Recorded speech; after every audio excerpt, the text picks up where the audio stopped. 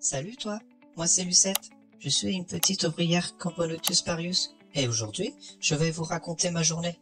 Je suis dans l'élevage d'un géant qui se fait appeler Myrmécoanthe. Moi, je ne sais pas à quoi correspondent les noms. J'ai jamais compris à quoi cela servait.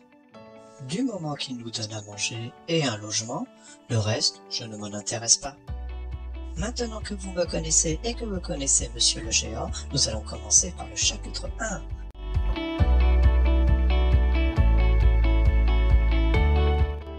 Alors, si je commençais par vous faire le petit tour du propriétaire? Pour commencer, nous avons cette sorte de petit mur blanc. Je ne peux pas le passer. Il est plutôt filandreux et parfois je m'accroche les mains dessus. C'est assez chiant. Et juste là, ensuite, nous avons notre petite zone de réception. C'est là que Monsieur le Géant nous dépose notre nourriture, que ce soit du liquide sucré ou mon plat favori, des protéines. Et puis là, juste là, après ce petit tunnel, nous arrivons vers maman et mes sœurs qui sont déjà sorties. Nous sommes 3 ouvrières avec maman en plus qui fait une petite famille de 4 pour le moment. Et maman, elle est super géniale. Vous savez pourquoi? Car c'est elle la reine. C'est la fourmi la plus importante de la colonie, car c'est d'elle que vont naître mes futures sœurs. D'ailleurs, en parlant d'elle, est-ce que vous pouvez les voir? Là, juste là, sous maman, les petites, les moyennes et les grosses larves, ainsi que les cocons. Ce sont nos petites sœurs qui vont pas tarder à arriver, ainsi que les futurs œufs. Ah, d'ailleurs, je m'éclaire un petit peu, donc du coup, nous allons revenir à nos moutons. Il me reste juste à vous présenter ce gros mur blanc que je n'ai jamais pu passer. En même temps, mon instinct me dit qu'il ne faut pas creuser dedans, sinon une grosse catastrophe devrait arriver dans la colonie. Oui, je sais ce que vous dites, c'est assez petit, mais les grands espaces me font un petit peu stresser et peur, car il peut y avoir plein de prédateurs différents partout. Donc, je préfère être dans un endroit plutôt restreint. Et comme si c'était pas assez stressant, si je commence à stresser un petit peu, je risque de le transmettre à toute la petite famille, et du coup, ça risque de faire mourir maman et les autres.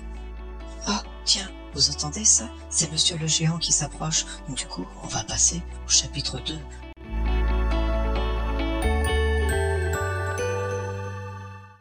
Ça y est, le grand moment du nourrissage est enfin arrivé. Comment je peux le savoir? Bah c'est tout simple. Le sol tout brillant, il est plus là. Et en plus, il y a eu tout d'un coup un petit courant d'air, alors que d'habitude, il n'y en a pas du tout. Oh là là, qu'est-ce que j'ai faim! J'espère vraiment qu'aujourd'hui, on aura le droit à notre petite mouche. C'est mon plat favori. En plus, c'est très facile à découper et à transporter. Ah, c'est super génial! Nous avons le droit à une mouche et en plus de ça, notre petite ration quotidienne de liquide sucré, car cela apporte plein d'énergie et ça nous permet de bien nourrir les petites sœurs au stade de larve. Mais bon, vous commencez à me connaître un petit peu, moi je préfère les protéines et les mouches, c'est vraiment mon plat favori, donc je prends toujours la mouche en premier et qui sait, peut-être qu'un petit chapardeur pourrait nous la piquer entre temps, donc c'est pour ça je me dirige directement vers elle. Comment je vais faire pour la transporter? Je suis toute seule et elle est tellement grosse. Je me demande ce que font mes sœurs et maman pendant que moi je ramène la nourriture. Et si on allait voir tous ensemble?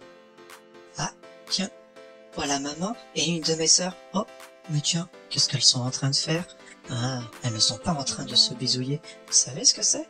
Eh ben, en fait, elles sont en train de faire une trophalaxie. C'est comme ça que nous, les fourmis, on se partage la nourriture entre nous. Oh, j'espère quand même qu'il va y avoir une de mes sœurs qui va penser un petit peu à moi et qui va venir m'aider soit à transporter la mouche, soit alors à la dépecer si elle ne passe pas par le trou. Oh non, c'est déjà fini. Le temps passe vraiment trop vite en votre compagnie. J'espère vraiment que cela vous aura plu.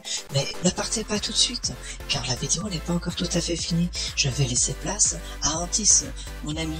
Il va vous expliquer quelque chose. Merci Lucette. Maintenant, nous allons passer à la minute scientifique.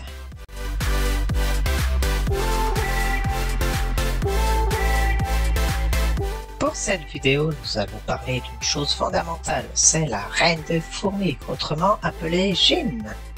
La première question que l'on peut se poser, c'est qu'est-ce qu'une reine de fourmis? En fait, c'est très simple. C'est ni plus ni moins qu'une princesse ailée ou alors une fourmi volante que l'on peut voir notamment durant le printemps et l'été, qui réalise son vol nuptial, c'est-à-dire un accouplement dans les airs. Mais ça, on verra plus en détail dans une autre vidéo.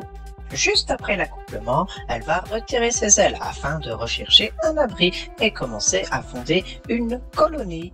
La Chine est généralement pour beaucoup d'espaces plus grosse que les ouvrières et elle est la plus importante de la colonie également. Si la reine vient à mourir, généralement la colonie est vouée à être perdue. Pourquoi, me demandirez-vous? Si on perd la reine, on perd tout simplement la colonie. Et c'est tout simple, car c'est simplement uniquement elle qui va pondre et assurer une génération future à la colonie.